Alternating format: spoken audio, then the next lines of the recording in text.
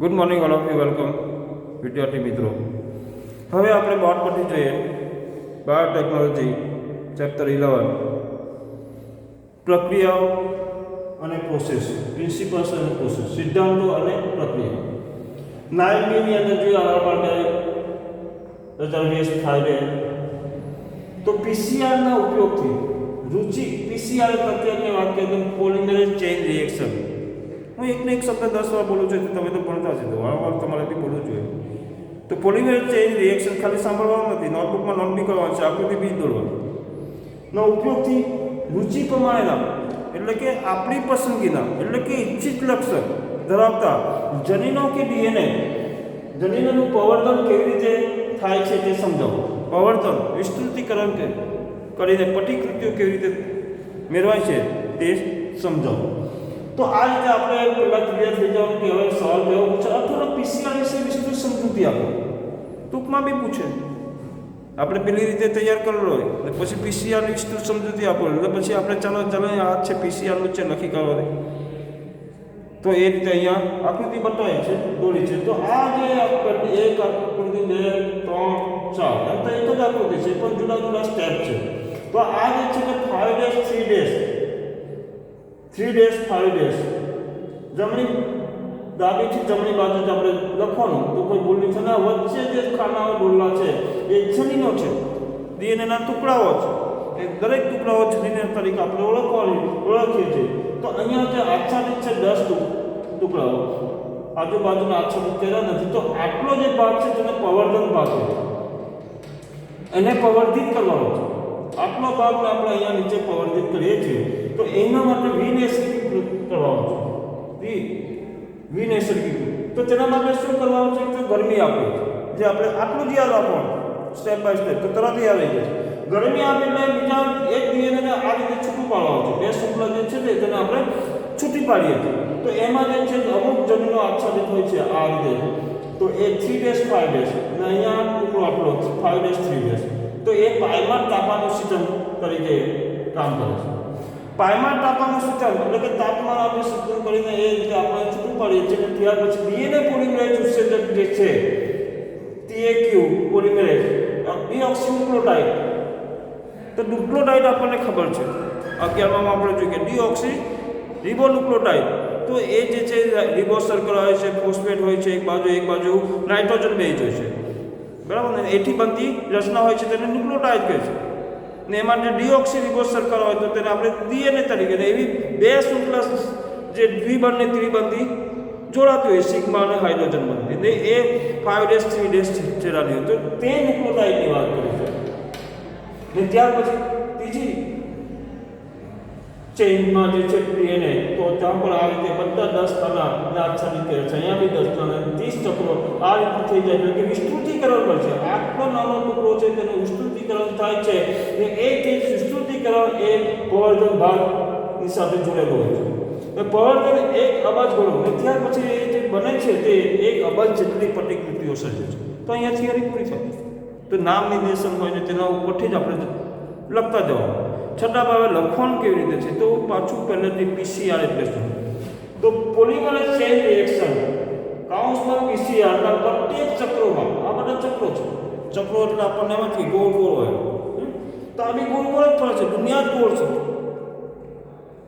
પાછું એમાં જોવા તો વધારે વાત થઈ. તો એ જે છે તે ચક્રો જે છે માં 3 ચરણો છે, 3 સ્ટેપ તબક્કા. એ ચરણો તરીકે આપણે ઓળખીએ. કોઈ ચરણો કે કોઈ સ્ટેપ કે કોઈ તબક્કો કે, બરાબર ને. તો એ તબક્કાઓ જે છે તે 3 કયા તબક્કાનો? પહેલું તો વિનૈસર્ગીકરણ, જે હોય છે તેનું વિનૈસર્ગિક એટલે કે જે હોય છે તેનાથી થોડા રૂપાંતરિત કરવા, અલગ કરવા, છૂટા કરવા. તો વિનૈસર્ગીકરણ કરવાનું છે. એટલે કે નૈસર્ગીકરણ એટલે કેવું છે? કુદરતી નૈસર્ગિક, પણ તેની અંદર કંઈ ફેરફાર કરવાનો છે જેને આપણે વિનૈસર્ગીકરણ કહીએ. એટલે કે ડીએનએની 2 શુક્લા છે તેની અંદર ફેરફાર કરવાનો છે. તે કઈ રીતે ગરમી આપે? પાયમાર તાપમાનનું સિસ્ટમ તરીકે બીજો તબક્કો છે પાયમાર એટલે કે તાપમાન છે, એનો ઉપયોગ કરવાનો. ત્રીજો છે પાયમારનું વિસ્તૃતીકરણ કરવું. એ શરૂઆતનો ભાગ છે જે એક જમીનનો ટુકડો છે એને પાયમાર તરીકે ઓળખે. ત્યાં પછી તેનું વિસ્તૃતીકરણ કરવાનું. ને એ ત્રીજો તબક્કો જે છે તે વિસ્તૃતીકરણ. ને એ માટે પોલિમરેઝ ચેઇન વિસ્તૃતીકરણ. હવે આપણે ફરી પાછું જોયું કે પીસીઆરનો અર્થ પોલિમરેજ ચેઇન રિએક્શન છે. આ 3 તબક્કાની વાત કરી. પહેલા મેં પીસીઆર એટલે શું તેની વાત કરી. અને આ પ્રક્રિયામાં બે સેટ નાના રાસાયણિક સંશ્લેષિત ઓલિગોન્યુક્લિયોટાઇડ જે ડીએનએ વિસ્તારના પૂરક હોય. બે સેટ આ એક સેટના તે એકબીજાના પૂરક હોય એ રીતે. અને ડીએનએ પોલિમરેઝનો ઉપયોગ કરીને ઇન વિટ્રો એટલે કે પ્રયોગશાળામાં આપણે લખતા નથી, ઇન વિટ્રો લખીએ છીએ સાયન્સની ભાષામાં. ક્રિયાવિધિ દ્વારા એટલે કે પ્રયોગશાળાની અંદર ક્રિયાવિધિ દ્વારા રુચિ પ્રમાણના એટલે કે નિશ્ચિત લક્ષણો ધરાવતા પ્રમાણનો ઉપયોગી જનીન એટલે કે ડીએનએ અણુના ઘણી બધી પ્રતિકૃતિનું સંશ્લેષણ કરાય છે એટલે કે ઉત્પન્ન કરાય છે. સંશ્લેષણ એટલે કે ઘણી વાર સંશ્લેષણ એટલે હું એમાં ગોખી નાખીએ છીએ તો એ ઘણી બધી પ્રતિકૃતિઓ મેળવાય છે. હવે આપણે આગળ જોઈએ તો એ પ્રતિકૃતિઓ મેળવવા માટે જે બેક્ટેરિયાની અંદર પણ કેટલાક જનીનો હોય છે થર્મસ એક્વેટિક્સ, બરાબર. તો આ ડીએનએ પોલિમરેઝ ઉત્સેચક જનીન સંકુલ ધરાવતા ડીએનએ ટેમ્પલેટ જે આગળની થિયરીમાં આવી ગયું ટેમ્પલેટ શૃંખલા એક બાજુની શૃંખલાનો ક્રમ જાણતા હોઈએ તો તેની સામેની શૃંખલાનો ક્રમ આપણે જાણી શકીએ. એટલે કે દાખલા તરીકે આ રીતે આપણે દોરીએ તો A G C G હોય તો A ની સામે T બીજી શૃંખલા પર, C ની સામે G, C ની સામે G અને G ની સામે C. તો આ રીતે ડેશ 5 ડેશ 3 ડેશ આ ડીએનએ બને 3 ડેશ 5 બે શૃંખલા. તો ટેમ્પલેટ શૃંખલા સ્વરૂપે કામમાં લઈને તથા પ્રક્રિયામાં રહેલા ન્યુક્લિયોટાઇડનો ટ્રાન્સક્રિપ્ટેશન સંકેત જનીન સંકેત પણ આપણે જોઈ ગયા. તો એ ન્યુક્લિયોટાઇડના જે છે તે ઉપયોગ કરીને પ્રાઇમરને વિસ્તૃત કરી દે છે. જે પ્રાઇમર છે જે ટુકડો છે પ્રાઇમર એટલે કે એ જે શરૂઆત કરે છે ને વિસ્તૃત કરે છે. જો ડીએનએ એટલે કે એ ટુકડાને ઘણી વિસ્તૃત કરવામાં આવે છે. જો ડીએનએની સંયોજનની પ્રક્રિયા ઘણી વખત પુનરાવર્તિત થાય તો ડીએનએના ખંડો આશરે અબજો વખત પરિવર્તિત થઈ શકે છે. એટલે કે રિપીટ થઈ શકે, પરિવર્તિત થઈ શકે, વિસ્તૃત થઈ શકે છે. એટલે કે ઘણી બધી સંખ્યાઓ પ્રાપ્ત કરી શકે છે, એકમાંથી અનેકો. તો એ જ એટલે અબજો નકલો પ્રતિકૃતિ બનાવી શકે છે. એટલે ખૂબ છે અહીંયા. હવે બીજો મુદ્દો થર્મોસ્ટેબલ ડીએનએ પોલિમરેઝ. એ પણ એ જ પ્રક્રિયા છે થર્મોસ્ટેબલ. ગરમીનું સ્થાયીકરણ, સ્ટેબલ એટલે કે સ્થાયીકરણ પોલિમરેઝ જે થર્મસ એક્વેટિક્સ બેક્ટેરિયામાંથી અલગ કરવામાં આવે છે.